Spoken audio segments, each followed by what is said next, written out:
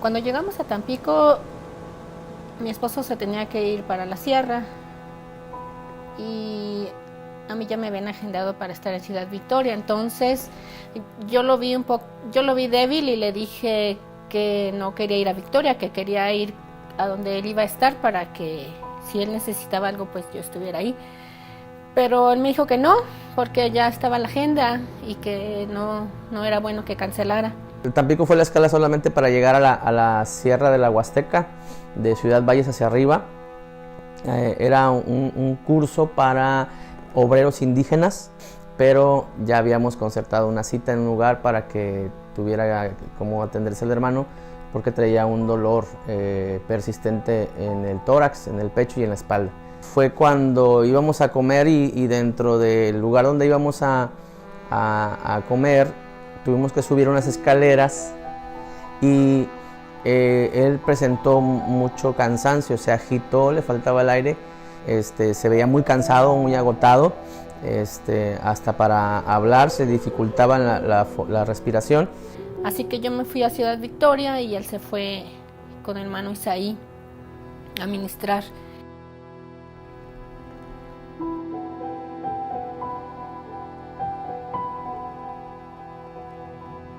Mi esposo me comentó, el hermano Saúl parece que no viene muy bien, entonces vamos a estar al pendiente de él. Yo creo que traía dolor en las piernas, en las rodillas. Al caminar veía que arrastraba un poquito el pie y que ya no aguantaba estar mucho tiempo sentado. Decía que le dolía la espalda, le dolía la columna. E incluso la silla parecía un tanto incómoda. En los momentos de las conferencias, de las prédicas, él estaba parado, se levantaba, se sentaba. Sí, bueno, el curso se llevó adelante a pesar de todas las circunstancias que él tenía contradictorias en su salud. Después de haber ido a consagrar a una hermana en una comunidad, ya por la noche es cuando él pidió que fuéramos a conseguir algunos medicamentos para poder calmar el dolor. Sin embargo, él comentaba que el dolor no cesaba, que el dolor era intenso. Entonces se consiguió más medicamentos y dice que tampoco le hizo efecto. Cada rato le cuestionábamos cómo se sentía y él decía que ya no se podía mover mucho y que no había podido dormir toda la noche, aún con las inyecciones.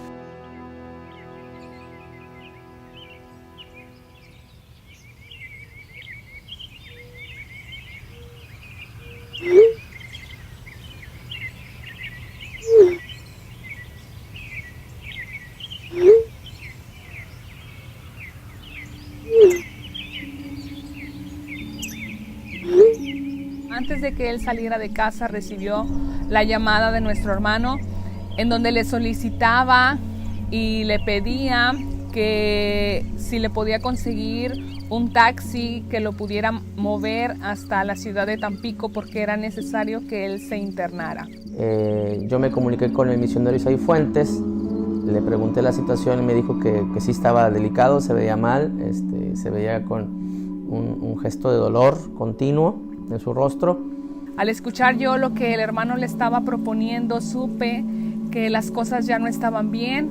Ese mismo domingo tuvimos que ayudarle para abordar el vehículo porque veíamos que era mucho y no podía caminar solo, así que ambos lados tuvimos que agarrarlo del brazo para poder acomodarlo en la camioneta. Reclinamos el asiento y dijo, y entonces fui lo más rápido que pude en carretera. El traslado fue rápido, pero también muy complicado. En realidad íbamos muy callados, casi no platicamos en el camino, porque yo escuchaba que él se quejaba mucho. Aparte, le acomodamos el asiento para que él se pudiera recostar, pero aún así no podía. En cada momento él se movía de un lugar a otro porque el dolor era más agudo. Entonces yo miraba que sus labios se estaban poniendo más oscuros. Hizo algunas llamadas, pero en realidad su voz no salía.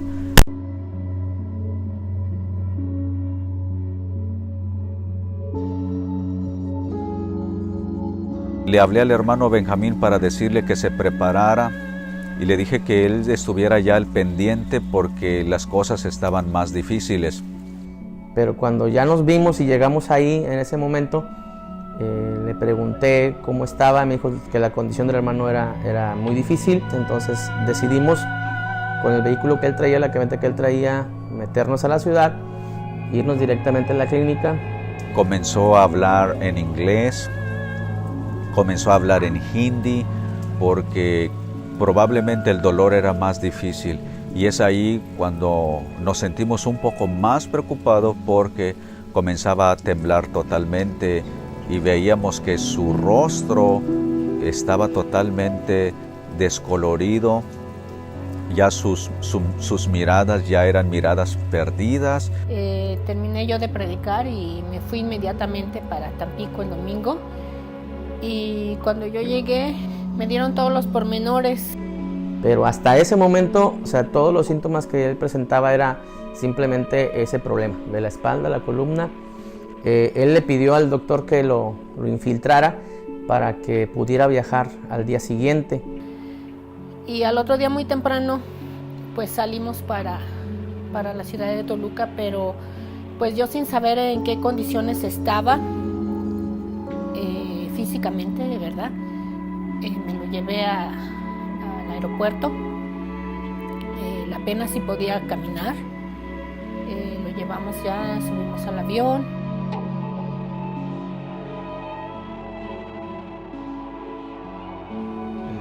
Recibo una llamada telefónica diciéndome que si podía ir al aeropuerto por él. No se sentía bien como para llegar él solo hasta Toluca.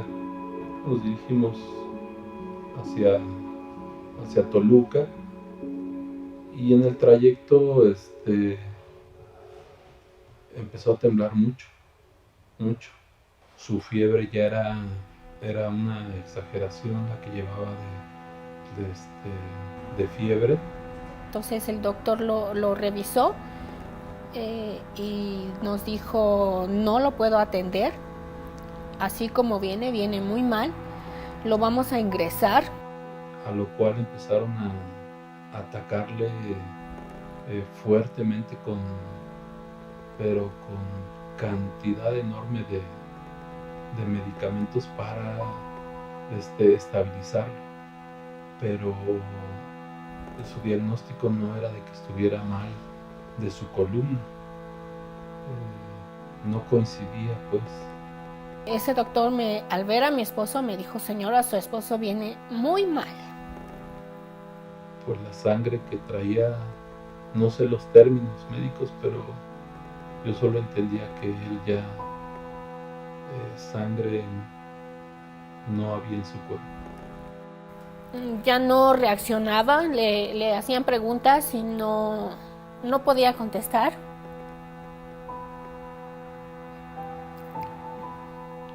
Y me llamó el doctor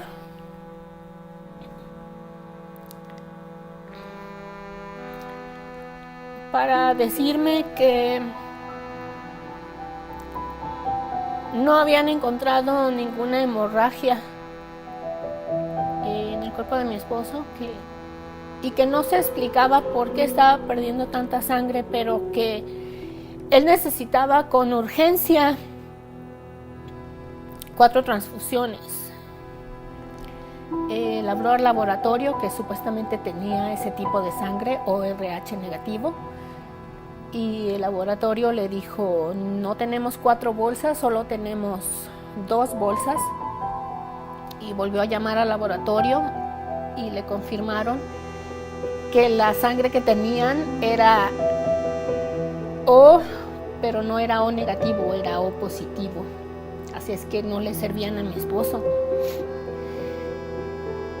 Ya los empleados del hospital ya estaban yéndose todos, ya solo quedaban los de guardia.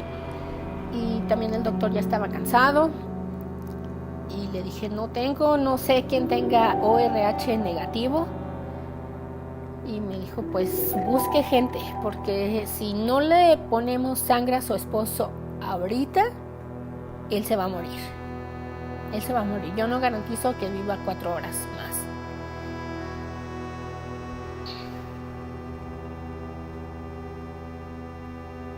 El doctor una y otra vez dijo,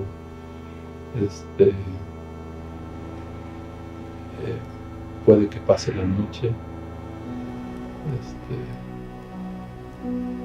pero estén atentos porque de un momento a otro esto puede acabar, ¿no?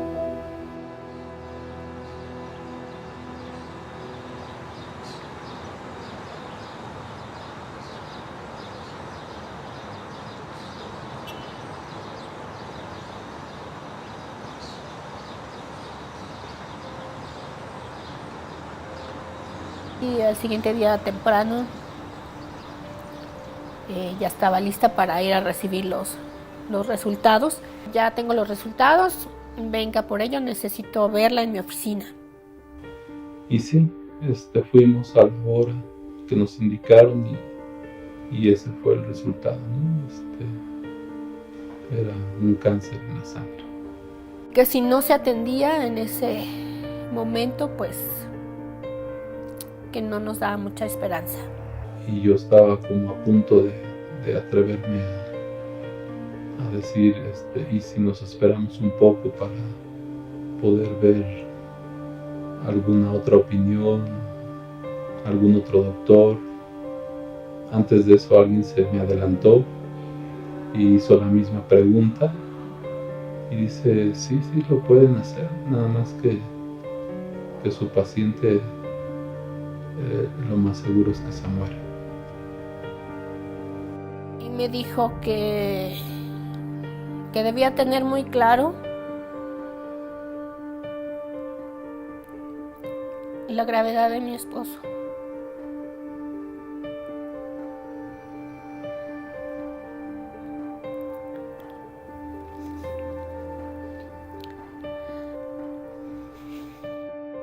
Que el 95% de probabilidades era de que mi esposo no saldría con vida.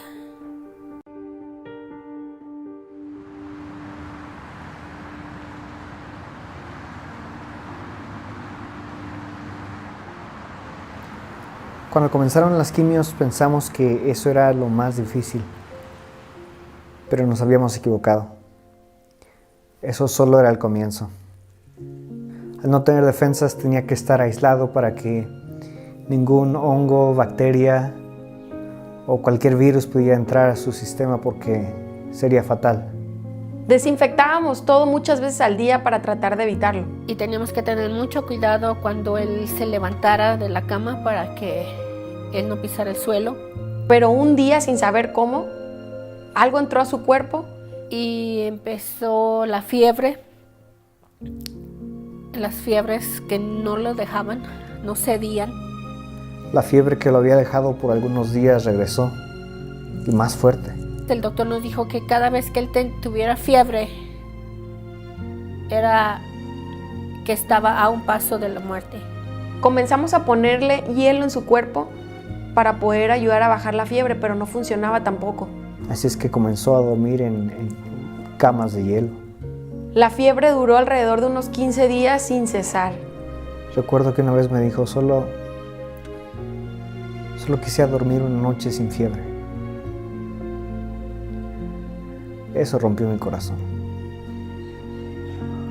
Ver que su cuerpo se iba desgastando, su piel se le iba descarapelando, se le iba cayendo también sus uñas, su cabello, y estaba perdiendo demasiado peso, demasiado rápido.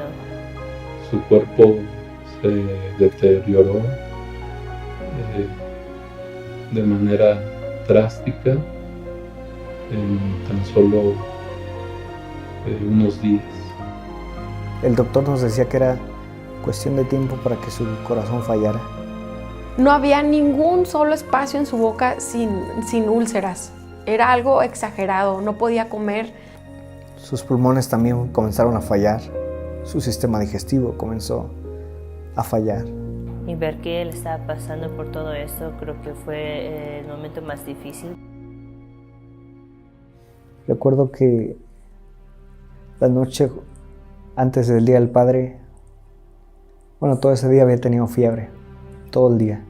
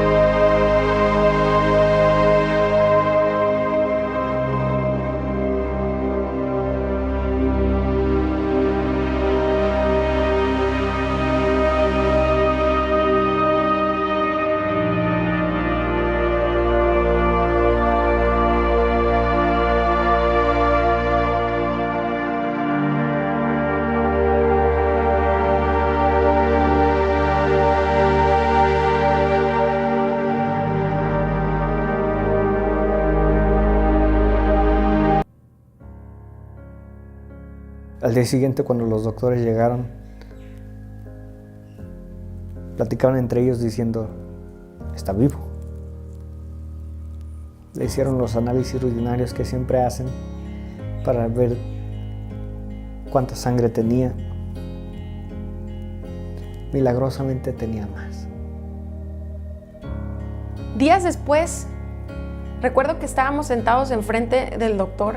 Porque debía la carta para saber si el cáncer había bajado lo suficiente como para que pudiéramos seguir teniendo esperanzas, o si el cáncer era recurrente y no había nada más que hacer. Se necesitaba bajar del 87% que tenía mi suegro a un 20% mínimo. Y el doctor nos había dicho que era casi imposible, que no sucedía. Con los nervios deshechos, estamos ahí sentados enfrente de él. Cuando la abrió, no supo cómo decirlo. Así es que el doctor solo lo dijo así. Su sangre está limpia. No tiene cáncer. Jesús lo había hecho. Cada momento que vivimos, todo fue con un propósito. Y Dios estuvo con nosotros todo este tiempo. Después de tanta angustia, Jesús había llegado y lo había sanado.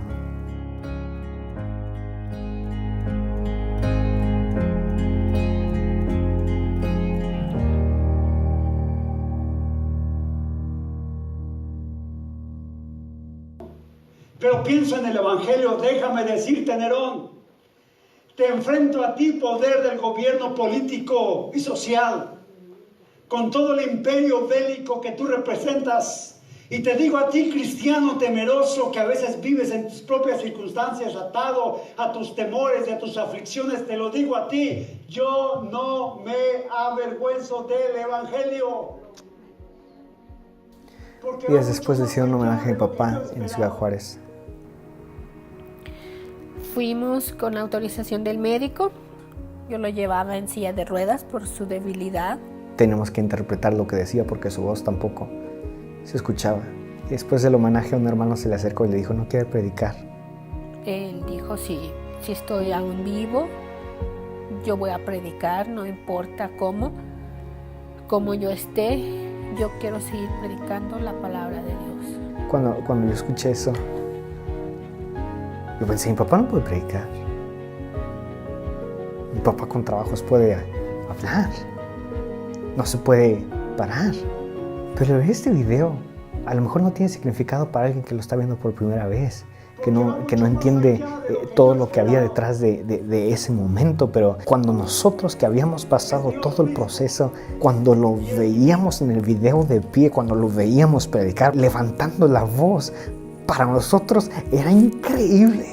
Ahí, mientras predicaba del Dios vivo, ese Dios vivo lo sanó.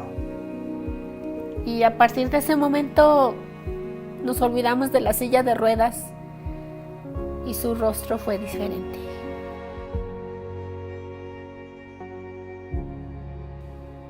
Estoy aquí frente a ustedes hablando, sonriendo y gozoso y satisfecho porque Dios hizo una vez más el milagro.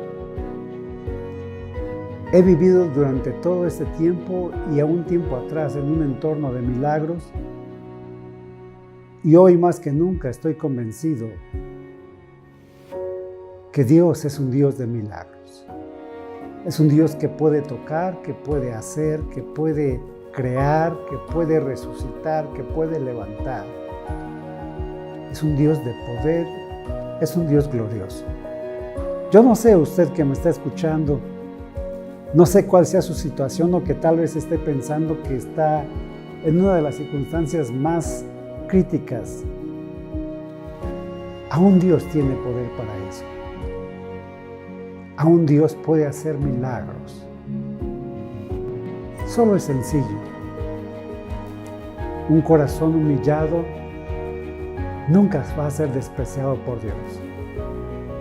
Necesitamos humillarnos y reconocer que nosotros le necesitamos y que le hemos fallado en ocasiones. Si este es su caso, este es el buen momento para rendirse a Cristo y para pedirle a Dios misericordia, para entregarle su vida por completo a Cristo Jesús, para rendirse a Él o para reconciliarse con Él. Y créame, lo sé por experiencia, Dios nunca falla. Dios siempre responde. Y aquí estoy, por el tiempo que me reste. Seguiré hoy más que nunca comprometido a decirle al mundo que en Cristo hay poder y salvación.